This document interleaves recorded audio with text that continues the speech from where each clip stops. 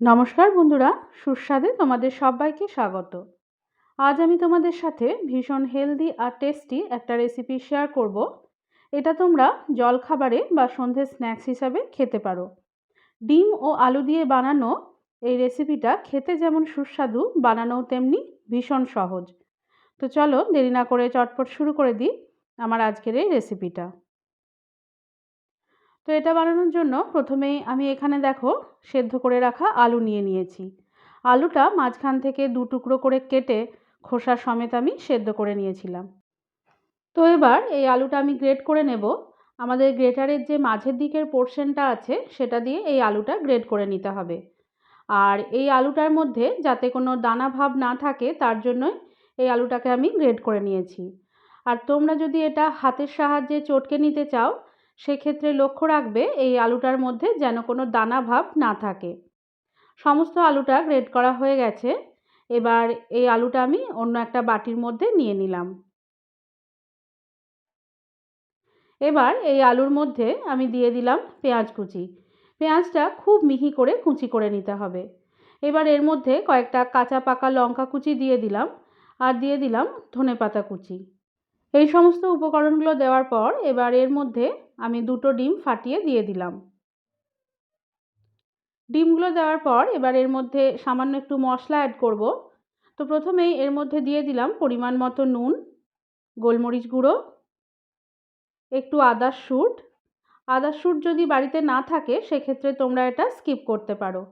এবার এর মধ্যে দিয়ে দিলাম চাট মশলা আর বেকিং পাউডার আর দিয়ে দিলাম পাতিলেবুর রস।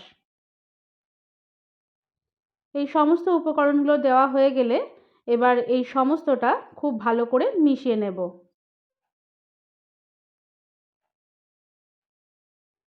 সমস্ত মিশ্রণটা ভালো করে মিশে যাওয়ার পর যদি দেখো যে আলুর পরিমাণটা একটু বেশি হয়ে গেছে সেক্ষেত্রে তোমরা আরও একটা ডিম এতে অ্যাড করতে পারো।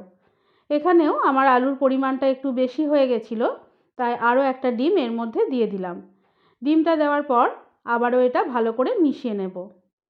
তো সমস্ত মিশ্রণটা মিশিয়ে নেওয়ার পর এরকম একটা ব্যাটার তৈরি হবে। এবার আমি এখানে একটা আপ্পে প্যান নিয়ে নিয়েছি।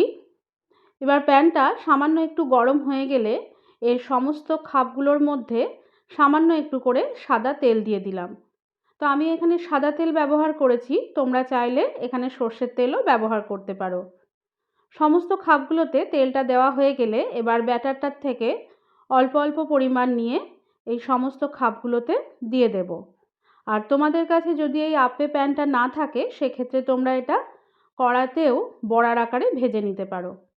সমস্ত খাপগুলোতে দেওয়া হয়ে গেলে এবার এটাকে ঢেকে 6 থেকে 7 মিনিট মতো হতে দেব। আর এই পর্যায়ে গ্যাসের ফ্লেমটা লোয়ে রাখতে হবে।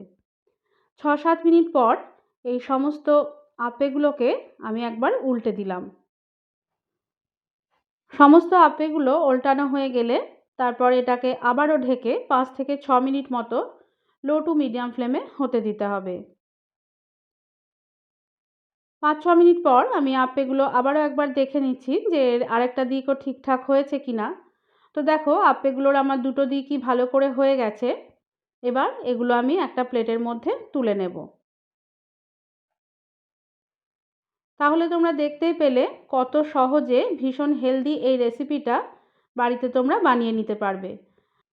তো বন্ধুরা, তোমরা দেখতেই পাচ্ছ এখানে কয়েকটা আপ্পে আমার তৈরি করা হয়ে গেছে। এবার এটা আমি সামান্য একটু সস দিয়ে পরিবেশন করব। এবার তোমাদের আমি দেখিয়ে দিচ্ছি যে এটা কতটা সফট তৈরি হয়েছে। ভীষণ সফট আর স্পঞ্জি এটা তৈরি হয় আর খেতেও ভীষণ সুস্বাদু হয়।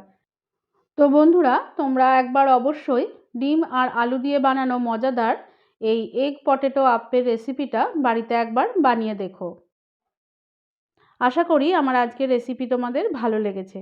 ভালো লেগে থাকলে লাইক, শেয়ার, কমেন্ট করার সাথে সাথে আমার চ্যানেলটিকে সাবস্ক্রাইব করে বেল আইকনটি ক্লিক করারও অনুরোধ জানালাম। সকলে সুস্থ থেকো, ভালো থেকো।